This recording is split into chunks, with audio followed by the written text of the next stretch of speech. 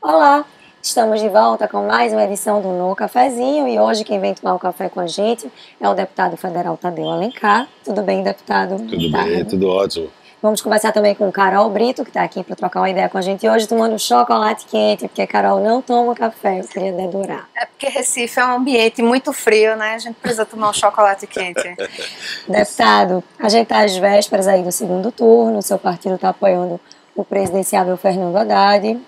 O senhor aposta numa virada aí do que estão dando as pesquisas nos últimos dias?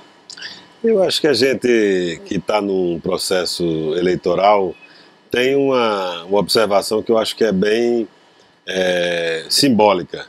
Antes, logo na virada do primeiro turno, a gente achava que estava consolidada assim, uma grande investida do Bolsonaro sobre a candidatura que passou para o segundo turno desse campo progressista, que é do Haddad.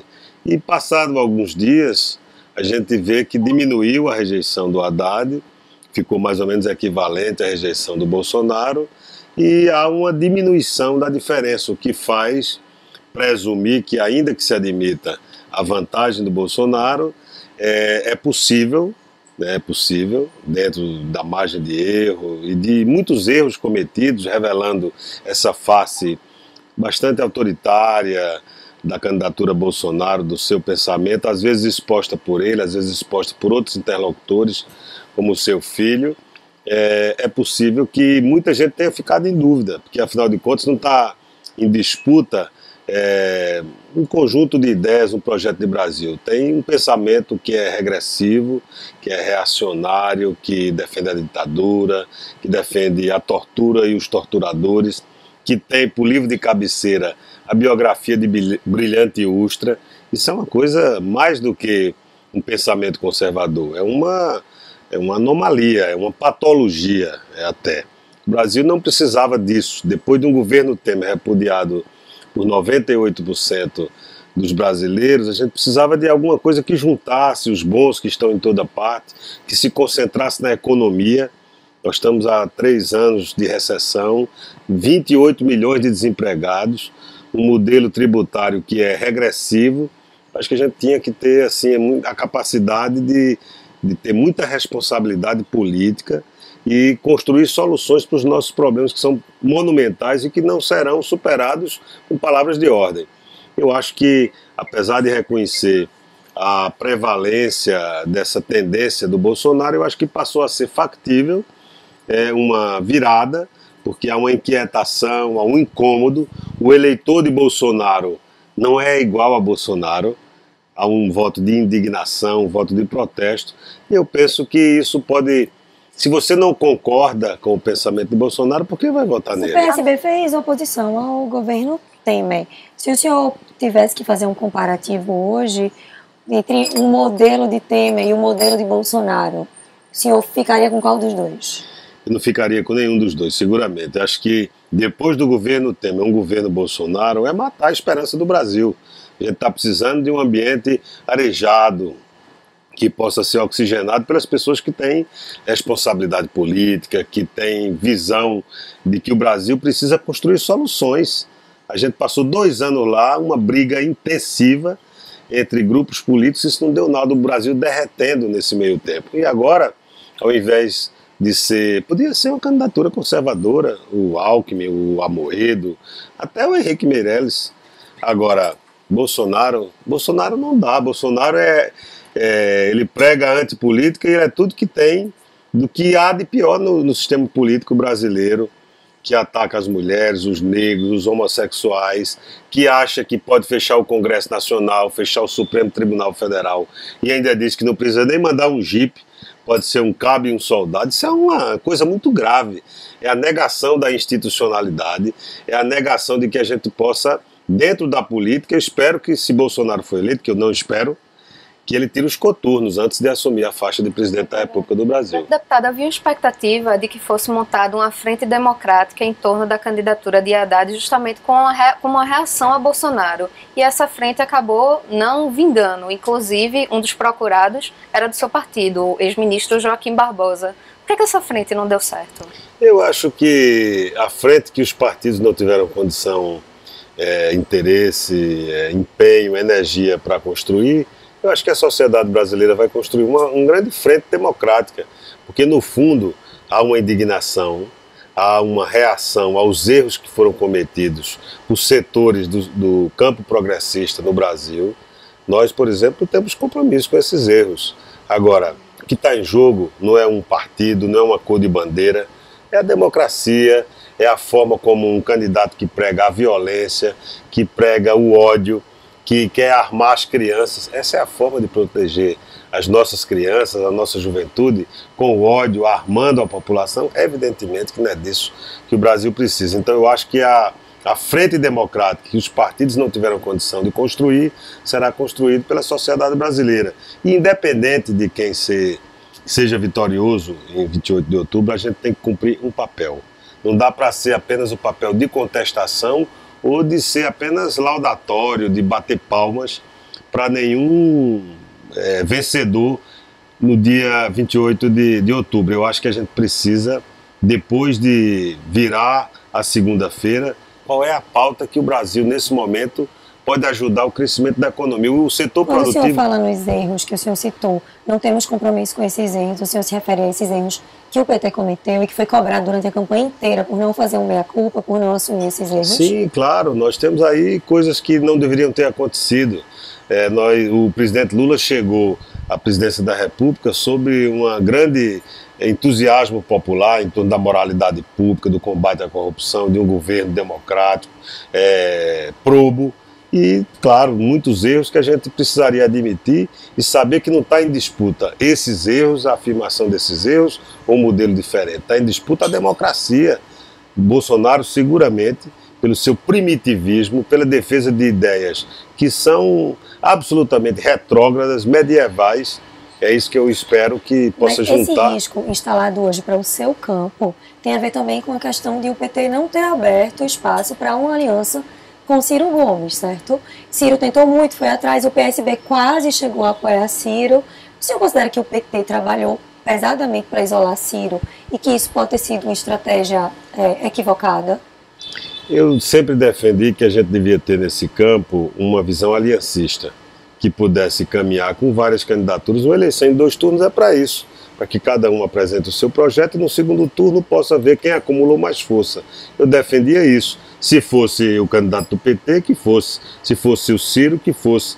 O que aconteceu é que o Ciro de fato sofreu um isolamento. Não sei, não quero afirmar que foi deliberada essa ofensiva de isolamento, mas o que é certo é que o Ciro ficou isolado e, lamentavelmente, a gente não conseguiu juntar, como o doutor Arraes fez aqui em 2000, quando João Paulo passou para o segundo turno, para a Prefeitura do Recife, ele disse: eu vou votar em João Paulo, nem que ele não queira, porque aí não depende do que João Paulo defende, era o que estava em disputa, é o que está posto hoje. Por isso a gente negando esse ideário retrógrado, reacionário, que tece loas à ditadura, aos torturadores, que agride as mulheres, os homossexuais, os negros, que prega a violência, vamos votar em Haddad. Agora, até que ponto o PT, como Renata começou a colocar na pergunta, contribuiu para que essa frente não saísse? Porque, por exemplo, teve um ato na última quinta-feira de Haddad aqui em Pernambuco, onde o governador Paulo Câmara e o prefeito Geraldo Júlio foram vaiados.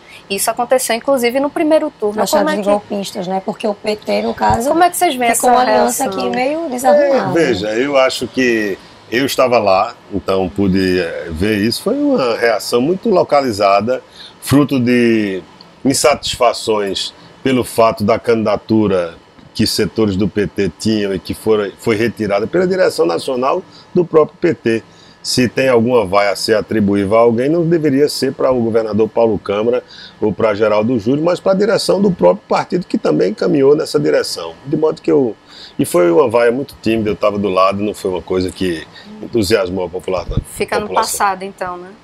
Eu acho que, veja, isso é uma coisa tão localizada, que está em jogo é o que a gente vai fazer do Brasil depois do dia 1º de janeiro de 2019. Deputado, o senhor foi secretário da Casa Civil do ex-governador Eduardo Campos. Em 2014, o seu partido tinha rompido por uma orientação do próprio Eduardo, que ia ser candidato à presidência da República, com o PT. Eduardo fez várias críticas naquela época à política econômica, a forma como a presidente Dilma vinha se colocando à frente do governo. O senhor considera hoje, depois que o PSB fez esse reposicionamento e voltou a uma aproximação com o PT, se Eduardo tivesse aqui, ele teria tomado essa mesma direção? É difícil prever o que, né, falar sobre o futuro depois de coisas tão trágicas que aconteceram. A gente, quando decidiu esse movimento de reaproximação, não foi negando o movimento que nós fizemos lá em 2013. Nós nos afastamos do governo do PT e dissemos por quê. E queríamos reconhecer os avanços do governo do PSDB com a responsabilidade fiscal, a importância do governo do presidente Lula com a inclusão social, mas achávamos que tinha que dar um passo adiante. Foi isso que faltou. E ali em 2013, quando as pessoas pediram ética na política e efetividade dos governos, 5 anos depois a gente piorou uma corrupção que capturou o Estado brasileiro e a efetividade dos governos agravada pelo fato de uma crise econômica que deixou os estados e municípios sem dinheiro. Eu acho que seguramente Eduardo Campos, que é o nosso inspirador, teria participado desse movimento de reaglutinação das forças de esquerda. Agora o PSB, fortalecido inclusive pelos resultados das eleições de 2018, tem um papel fundamental, teve no primeiro turno, no segundo turno, foi procurado para fazer alianças, e eu acho que a gente tem um papel que não é só de contestação, tem que ser um papel propositivo, se dedicar à economia. No governo Bolsonaro, nós vamos fazer o enfrentamento na oposição, mas não pode ficar só com palavras de ordem, gritando contra Bolsonaro, tem que apresentar soluções. Se for no governo, eventualmente, do Fernando Haddad, do mesmo modo, vamos fiscalizar, que é um papel fundamental do Poder Legislativo, para que um governo Haddad não seja restrito ao seu partido, mas uma ampla frente que, se agora se coloca contra Bolsonaro, possa também se colocar para enfrentar os desafios que o Brasil precisa a partir de janeiro de 2019. Na legislatura passada, o PSB, a bancada, ela chegou em alguns momentos a se dividir em algumas votações no governo Temer. Para essa próxima legislatura, se houver uma bancada mais coesa, em Alagoas, por exemplo, um colega do senhor, o JHC, ele chegou a fazer algumas sinalizações para o grupo de Bolsonaro. Se houver uma legislatura mais coesa para a bancada? Sem dúvida. A gente teve a saída de 11 parlamentares do PSB. Se imaginava que a gente ia ficar fragilizado. Nas eleições agora, a gente passou de 26 para 32 parlamentares, o que é praticamente aquilo que conquistamos em 2014. Essa unidade não é o exercício pessoal de ninguém, nem da liderança que eu ocupo hoje, nem tampouco das diretrizes do partido. É a consciência de que ao PSB cabe um papel que não era de apoiar uma agenda regressiva como a do Temer, muito menos uma agenda ultra-regressiva como é a de Bolsonaro.